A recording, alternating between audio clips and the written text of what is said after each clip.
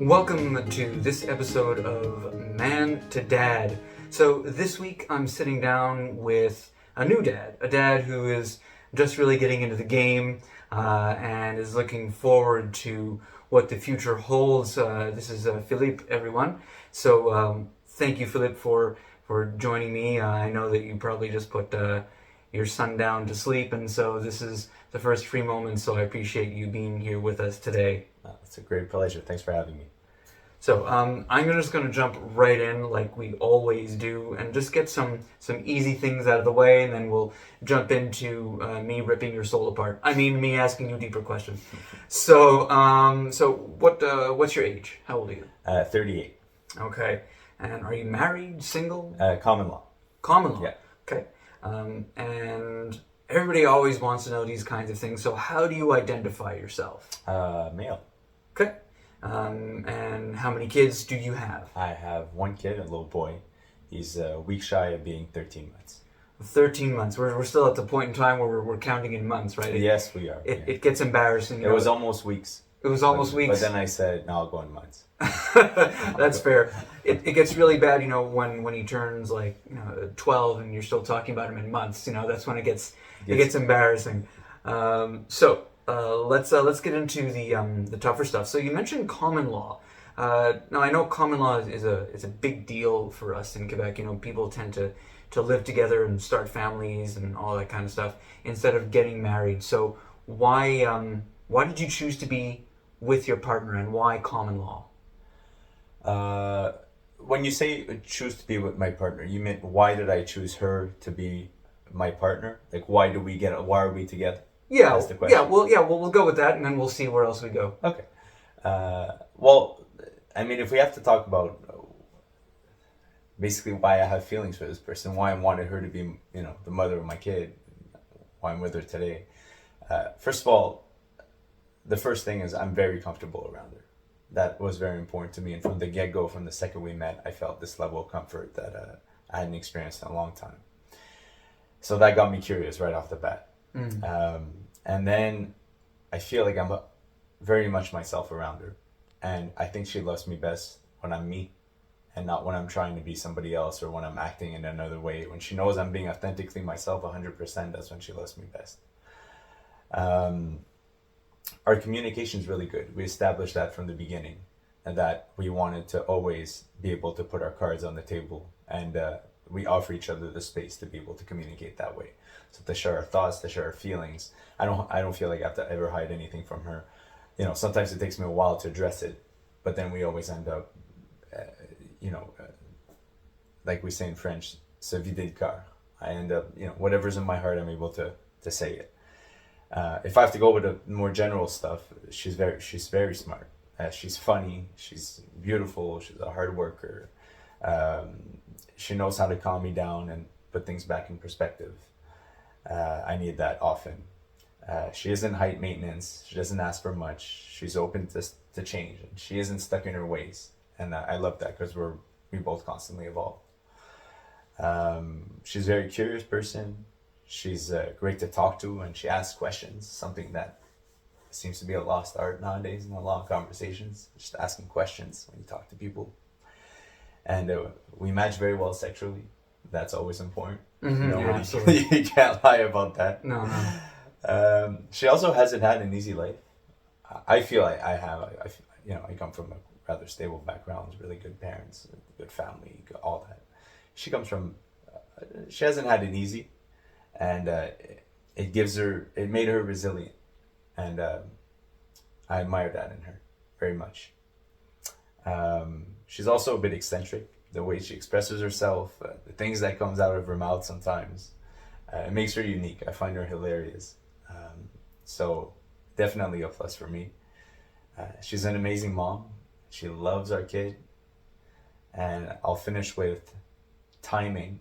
I found out in life that, I could have met her 5 years before I have, or 2-3 years before I have, and maybe I wouldn't be with her because I wasn't ready. What do you mean you weren't ready? I just wasn't ready to commit.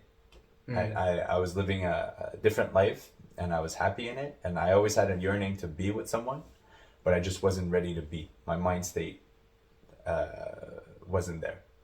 So it made it so that every person that I met, they had to be perfect in every way, everything I was looking for. If it wasn't that, I wasn't willing. Right, but you haven't settled with her. I mean, because you make it sound like you settled, but you settled for what sounds like the perfect thing for you. Yes, when I say settle, I mean more settled down. Like I mean more like to be able to give myself to someone. That's what I mean. Mm-hmm. Definitely not settled. I don't feel I've settled at all. I feel I'm extremely lucky and found that person I've been looking for. Yeah, it sounds like it. So then I have to ask, what was it that I don't want to describe it as a switch, but sometimes it's kind of like a switch where you go, okay, that's it. Now I'm ready to do that. What made you go to that next mature step of saying, okay?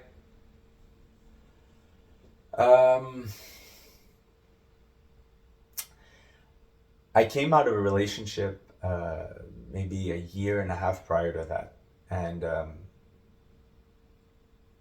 I knew I just wasn't ready then either, and I had a feeling that I had to. I had this trip planned where I was leaving on my own for like 9 weeks, and I don't know why, but I told myself, I really need this trip, and I think that when I'll come back, I'll be ready. I just need like one last adventure on my own. Okay. I don't know why it was important to me. And then when I left, it was a really amazing trip, really memorable. A lot of great things happened. And when I came back, I just felt like, okay, I did everything I wanted to do. Everything's done. Now I feel like I'm in a place in my life, like now I really want this. I really want to be in a relationship with someone. I want to give someone a real chance. And that was just me being ready, because you would never hear me say that prior. Mm. And it's not like it happened right away. It took a little while, but when I met her, I just had I went with my gut feeling. Everything from that point on was my gut feeling, and I always followed it. But I think that the reason why I was able to listen to myself and not have so many questions about everything is because I was ready. So I'll go back to timing. Okay. I felt like it was the right moment in my life, and right. That's how it happened. And how long have you been with her? It's been 5 years. 5 years. And at what point did you say to yourself, I want to have kids, and this is the woman I want to do this with?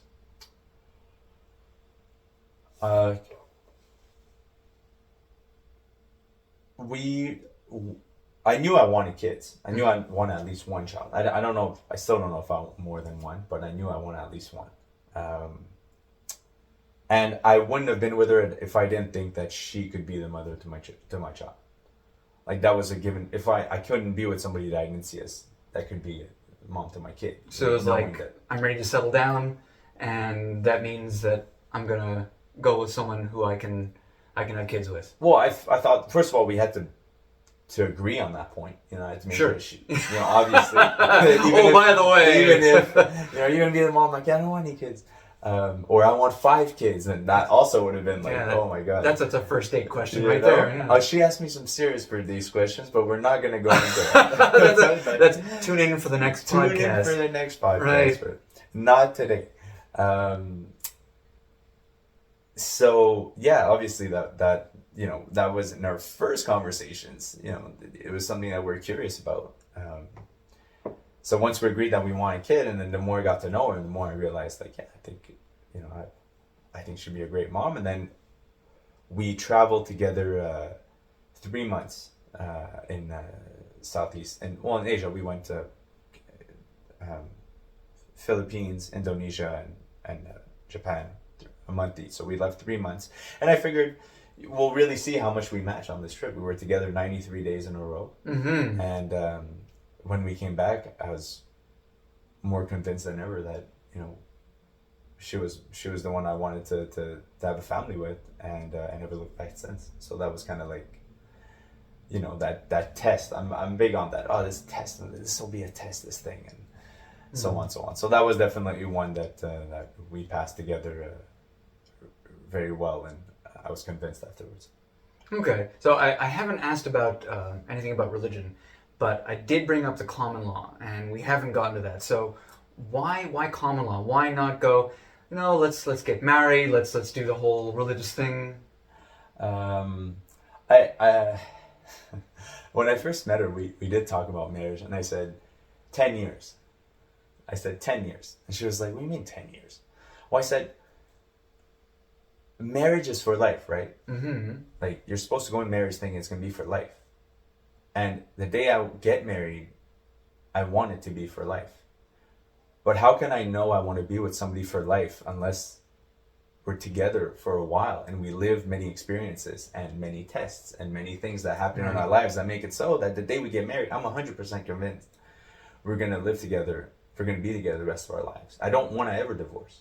If we marry, we marry, and that's it. But I also don't want to be miserable. I don't want to live by this conviction that I'll never divorce, but then I'll stick with somebody just out of conviction and not because I actually love her. So I figured 10 years, you live a bunch of things, probably have kids, probably have traveled, probably had some serious ups and downs. And if after 10 years you still want to get married, then chances are much better you'll be together for life. So I'm still rolling on that. So we're halfway there. I've never heard anybody have that kind of test. Okay, 10 years. All right, so Yeah, you're because halfway there. there's so many divorces, and everybody's going in saying, "Yeah, for life, marriage, yeah, it's a thing." And I'm like, but then they divorce. Like it's like, oh yeah, it didn't work out, divorce. But I'm like, did you believe in it in the first place? Did you do everything you had to do? Did you really, the good and the bad, the ups and downs? Did you really do that, or was it just you wanted a big party and a ring on the finger and a commitment? Which one is it? I actually believe in it. My parents are married. They've been married 43 years. And I believe in it too. I just know that I'm not how do you call it? When you act rapidly. And when you're impulsive. Yeah, I'm not an impulsive person. I think my things through.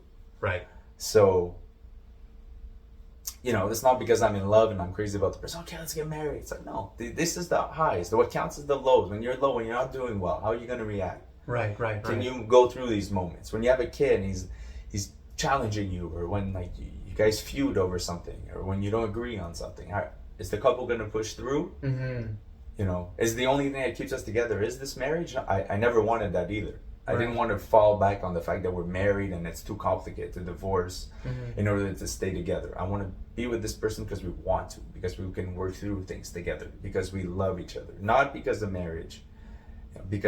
So basically what I'm saying is, to me, marriage is not necessary, because it's not what's going to be the glue.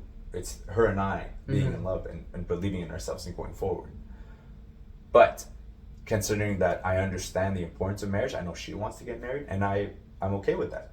But I think that it needs a certain period of time to make sure that we can actually last a lifetime. Okay. That's All how right. I see it. I got that. So you brought up kids, which is exactly where I'm going next. Yeah. So, how are you like your almost 13-month-old? How are you like him? Physically, we look alike. He's just shorter. Right. Right, okay. Physically look alike. Take a picture of when I was born. Okay. And a picture of when he was born. You'd think it's the same picture. Really? So right off the bat, my mom sent me a picture not long after he was born. And she's like, this makes no sense. She sends the picture, I see it. I had trouble believing it was me. I thought it was him. His name's Nathan, so I'll refer to him. So okay. I thought it was Nathan. So we look alike. We have similar features right off long eyelashes, dark, a bit of a dark tint, brown eyes, so on and so on. In other ways, we're alike so far. I mean, he's 13 months. It's hard to compare, but yeah. He likes to be out the house. Okay. I don't like to be inside the house. I like to be out as well. So he likes to explore. He's cautious yet adventurous, which I am too. Like I said, I'm not an impulsive person, so I check my things, make sure everything's okay. But then I'm not afraid of a challenge. I'm not afraid to get out there. So I'd say we similar on That. He sleeps late, but loves to sleep. Okay. I'm a night person. I worked in restaurants for a long time, and it just gave me a night schedule I was never able to detach from. Okay. He's a happy and smiley kid. You'll often catch me with a smile on my face. He keeps his feelings in, but when they come out, it can be pretty intense. And so if you bring him in an occupied place, there's a lot of people, there's a lot of action going on, he'll be calm. But you can tell sometimes that he's anxious. He does these little tics, like it's maybe his fingers or whatever it is. He'll have these little tics. But when you get home and you get him alone, then the intensity will come out. It's like all his feelings will come out. He might, be like just cry a lot or scream at something, or he can have some strong reactions once the tension is down and he lets his feelings out. I can be like that too. And I'd say that's pretty much what I've identified already, which I find is a lot, but also that's what we look for. You know what I mean? Like, I'm not looking to how we're different, I'm looking to how we're alike, because we want to connect. Right. So I'm mostly looking for that, so I might be a bit biased on a couple of those points. But that's fair. That's fair. To determine.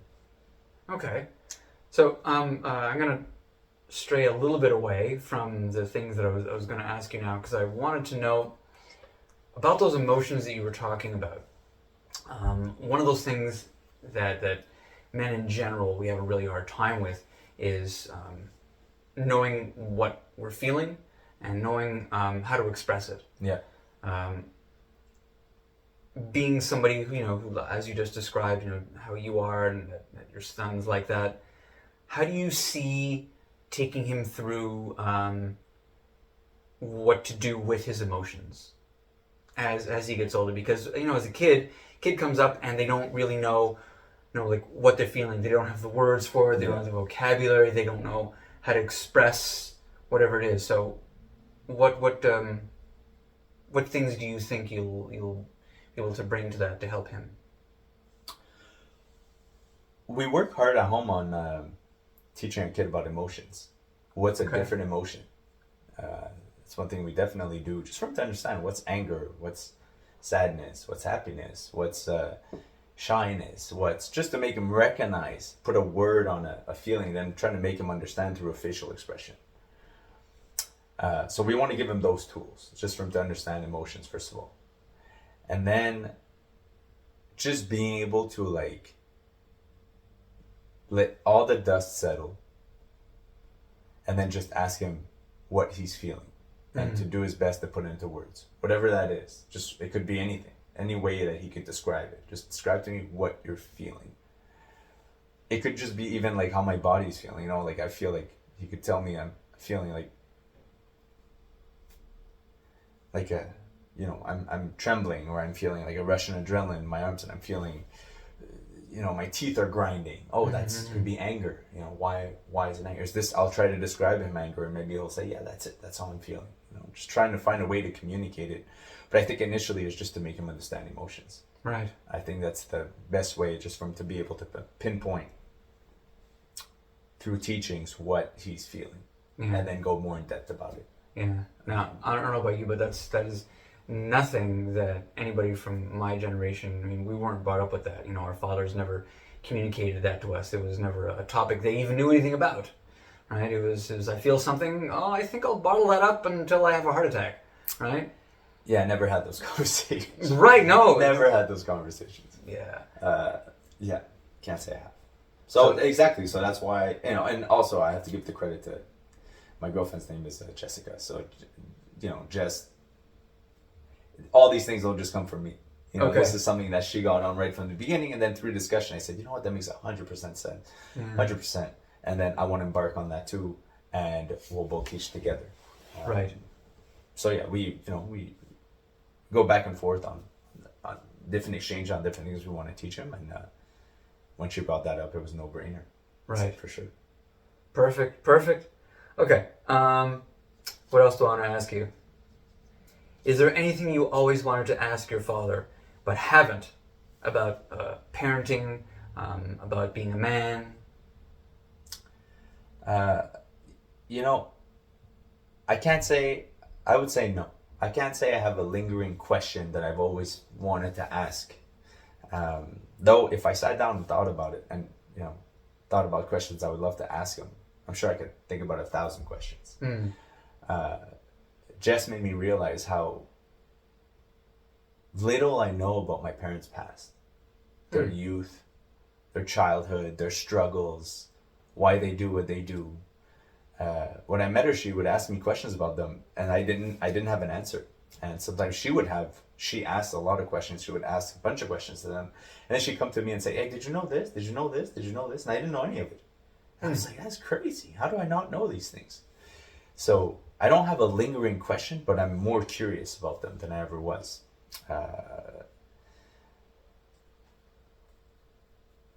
My dad has given me valuable advice throughout my life that I always carry with me when it comes to time to make a decision.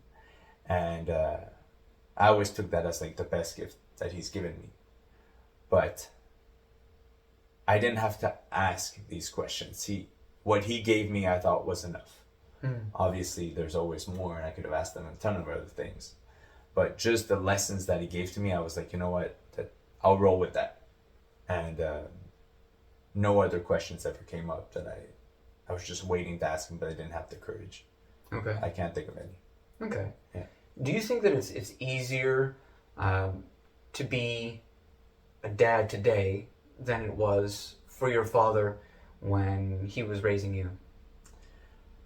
This is really my opinion, and it's not researched at all, but right off the top of my head, I would think it's harder to be a dad today. Why?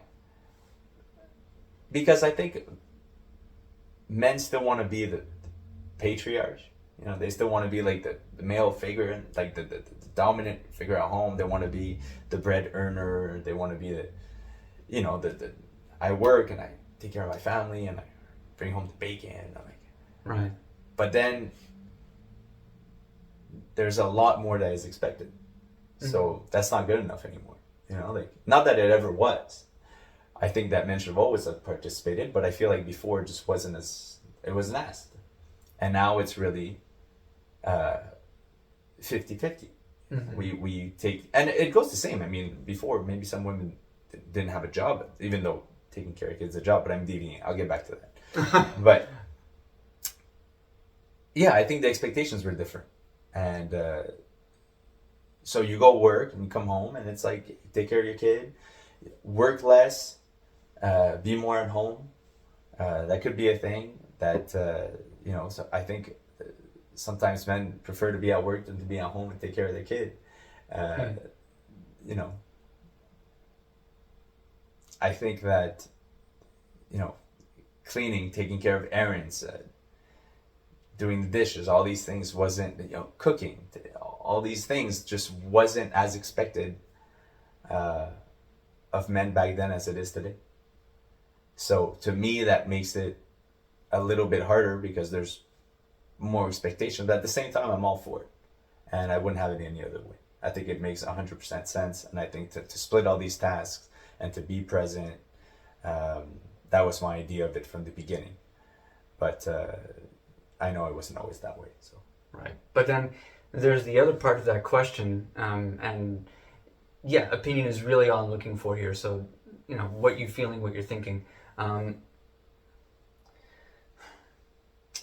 It's that first part, that old idea of what a man is at home. That he's the breadwinner, that that he brings home the bacon. All of those things. It seems like today, there's no expectation for a man to be like that, and in fact, if a man is recognized like that, then it's like the old way of looking at a man. It's the dinosaur, or as they put it, the toxic masculine male, right? So if he's strong like that and dominant like that, then he's a throwback, right? So can men still be strong and it not be something that's toxic, and threatening, and still mix with that being present at home? Yeah. What do you feel the balance is? How does a man be, what we traditionally would have said a man is, but still be that modern man that does more for himself, for his life, for his family?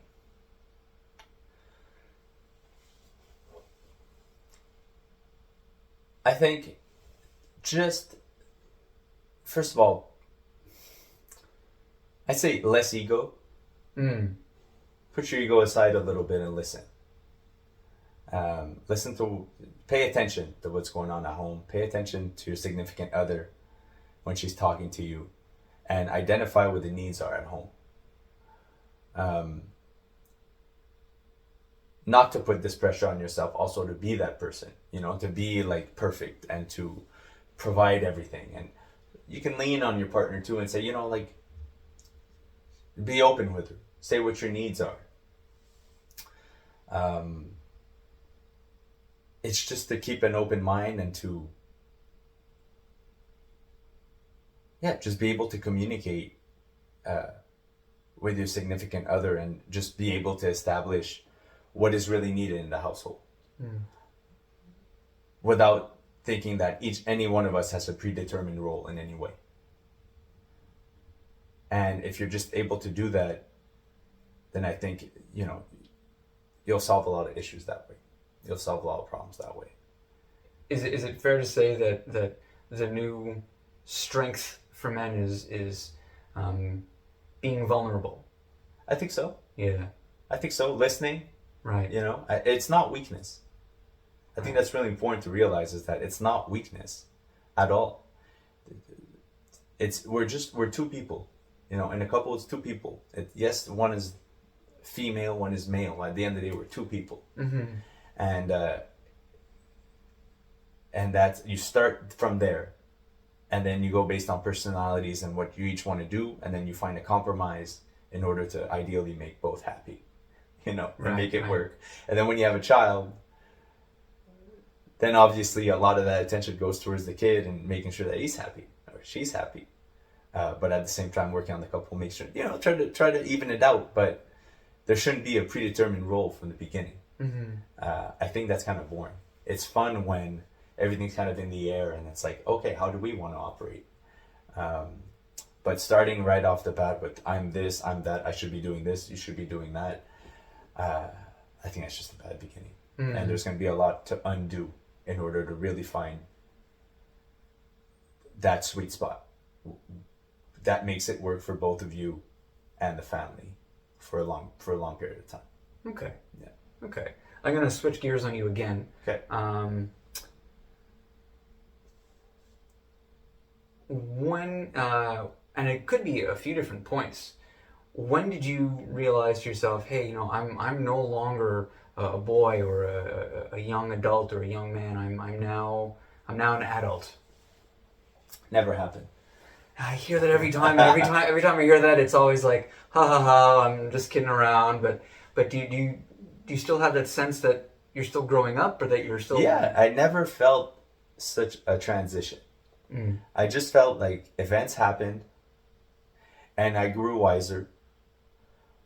But I still feel like a kid sometimes. I just know better than to act like one. Okay, all right.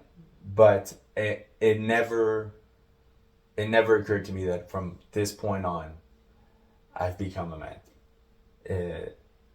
I never had like a holiday, like it's not like I turned 18 and then everybody was like, oh no, you can vote and you're like legal, so you're a man. No, I just never felt it. Mm. I always felt like my life was a constant evolution, and sometimes I felt like I had to handle serious things at a young age. And sometimes I thought I was having way too much fun in my later years. Okay. So it's always been a mix, and I prefer it that way. Yeah. Okay. So now that you're still an evolving... Constantly evolving. Always evolving. Great. So since you're still evolving, I shouldn't say it like that. It sounds sarcastic. Since you're still evolving, what do you feel is your greatest struggle today as a dad and as a man, if you can separate those two things? I would say, as a dad, my greatest struggle is time management.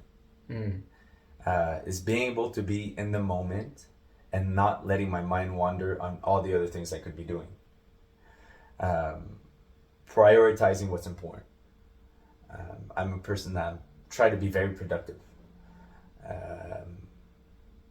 And when I was single, I used to be even more productive. And I used to say, well, if I'm not going to do the whole family thing, I'm going to be super productive and do 1,000 things in my days. I'm going to travel, I'm going to do all these things.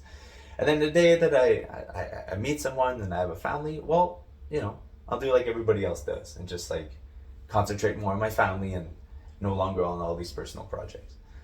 And now I have, family, child, love it, but I haven't been able to let go of this like constant productivity mind state that I had beforehand. Kind of became part of me. Mm-hmm. So that was a big struggle at first. It's just like my to-do list is full, got all these things to do, and then just would be like, okay, well, what's really important?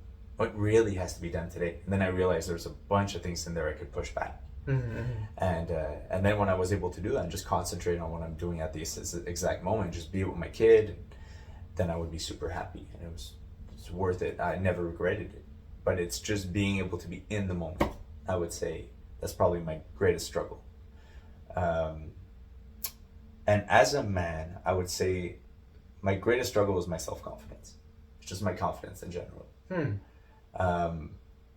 Just being happy with who I am and what I have, believing in myself and not caring about what others think, not trying to please everyone, accepting that some people aren't going to like me, forgiving myself when I fail or make mistakes. I'd say that's my biggest, and I it's evolved a lot. It's changed a lot. My confidence has definitely gone up the last couple of years, but it's a work in progress. Right. And there's times where it can be, I feel like I can go back in reverse pretty quickly, and I'm pretty hard on myself, and that's something that is hard to change. Mm-hmm. So working on that too. Okay.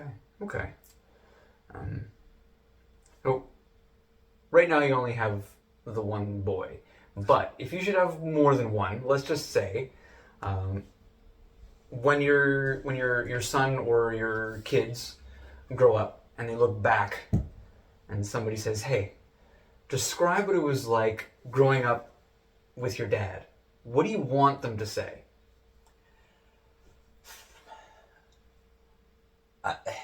The first word that comes to mind is fun. Right. I don't think it's a rare answer, but it's the first thing that comes to mind. I think it's normal. Exactly. It's a super common one. I never hear a dad say, "I want my kids to say that I taught them how to play the piano." It's always like I want them to have had fun. Yeah. You want to know that you showed your kid a good life, a good time. That he hasn't been miserable around you. He's been happy. He's been happy because he had fun. Because like to have fun, so you're a fun person to be around. I want to show him a good time, no matter what. Not always, but I want that. If you take all the times we spent together, at the end of the day, we had a lot more fun than not. I want to bring him places and show him what the world has to offer, and I want to take him away from the screens and make him excited about the real life. The real world. So yeah, definitely that. But at the same time, I wouldn't mind him saying, I had a lot of fun, but he also challenged me. Mm-hmm. I think that's really important. I wanted to say that sometimes I was difficult. That there was things I would never tolerate, like being disrespectful or ungrateful. Because I taught him, and I challenged him because I taught him about integrity. And when you teach somebody about that, I think you'll challenge him to do what he said, and to act a certain way if he says he's going to do it. I challenged him because I taught him some valuable lessons, like my dad did, even when they weren't always initially well received. And I challenged him because I cared. I didn't let things slide because I really cared. And so yeah, a combination of those two would make me very happy. Okay. So I know it's very young in the amount of time that you've had, but in the amount of time that you've had with your son, give me your best moment and your worst moment.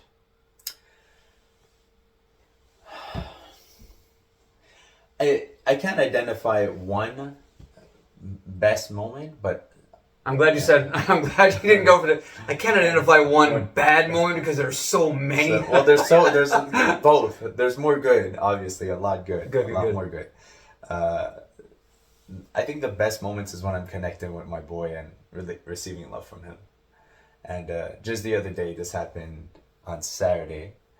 I was supposed to work an all-night shift, and I had been gone almost over 24 hours by then, and I was supposed to work another shift the next day, and so Jess prepares Nathan for that. She tells him, "Daddy's not gonna be home until then," and he's only 13 months, but he understands. He knows I'm not coming home today. If she says, "Daddy's not home today," he knows I'm not home. And I showed up. Finally, my shift ended early, and I showed up at dinner time. He was sitting down eating, and then when he saw me, he was so excited, just the biggest smile. And then he grabbed my shirt and he pulled me in, and he wouldn't let me go. And he doesn't know how to kiss, so he just kind of like puckers his lips and then he drools on you as he sticks his lips. I do the same thing still. To this day. Yes.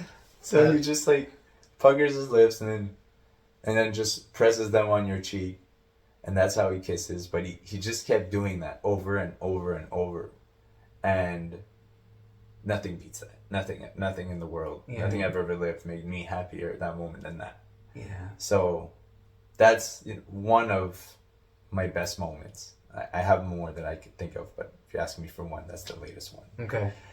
And the worst moment, I can't say there's been times where I was very frustrated at him. It didn't come out, but sometimes I lost patience. I guess it did come. It's not like I screamed or anything, but I felt like I was impatient with him. Those are tough when you think back afterwards. Makes you feel inadequate. But I think the worst is when I feel like I wasn't there for either him or just my family in general, or Jess. She's going through a tough time. But usually, if she's going through a tough time with him and I can't be there, or I'm out with a friend and then I learn that something happened at home when I wasn't there, that feels shitty. So feeling like I missed out on a moment that I could have made a difference, that hurts. So how do you handle that? Forgiving myself, and saying, it's okay. It's going to happen again. You try to do it the least possible, but it's going to happen again. And, in the grand scheme of things, I'll throw myself flowers and I'll say, I know I'm a great dad, but nobody's perfect. And sometimes you're going to have some downs, and forgive yourself and you move on, and that's it. They'll forgive you. You have to forgive yourself. Then in a day or two, or even a couple of hours, or maybe even they forgot about it, but I'm still thinking about it. Yeah. So that's when I remind myself of that. I'm like, hey, you've whipped yourself enough about this. Move on, and then usually I do. Right. But there usually needs to be a little bit of a talking to myself about it first. So that's how I do it. Okay. Well, that brings us to the end of our podcast today. So I want to thank you again for joining us and for opening up about this. And I think in about a year's time, maybe we'll do this again, and we'll see how many more best moments you've collected. Yeah. But for now, I'd love to share. We're looking forward to it. But for now, I want to end off with our regular challenge. So our regular challenge is inspired by what we just heard from Phillipe. So when you do something or something happens and you say, that wasn't my best moment, and you're in the middle of whipping yourself for it, remember you're not perfect. Remember some self-compassion. Remember it's going to be okay. They're going to be okay. Just make sure you are too. That's all for this episode of From Man to Dad.